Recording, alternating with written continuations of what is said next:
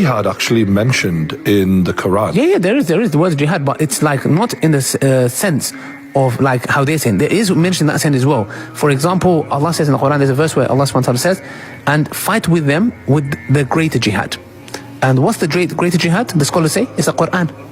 They say the Quran meaning fighting in the sense where that the Quran is the biggest tool. What we say is, give us freedom of speech. We love freedom of speech. If you allow us to propagate Islam, this whole nation will come to Islam. The Quran is the biggest jihad that we have, and it's mentioned in the Quran. But there's also physical. Meaning, like the biggest weapon for good. Is that what you mean? You can say that, but there's also offensive jihad and there's defensive jihad, like every country has. Okay. Defensive jihad is if there's a group of people trying to come to your land, you have a right to fight them. So in that context, there's the physical combat, and there's the offensive combat, which is if you're propagating and spreading Islam. Now, spreading Islam is different, because what the Crusaders done, they would come and pillage. Yeah, they would kill everybody. Okay, so in Islam, you are allowed to. The Crusaders, sorry. The Crusaders, when they, for example, were ransacking, taking over land, etc. Okay.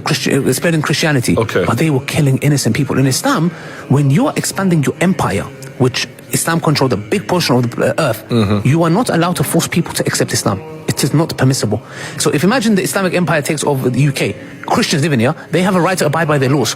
They're selling alcohol, they can sell alcohol. That's fine. But in their vicinity, they have the rights. But nobody can come and force them. So all it means is you're living under the caliphate, but you have rights. Nobody can come and force Islam down your throat. You can live how you want to live, etc., with certain principles in place. So Islam is not there to go and say, yes, by the sword.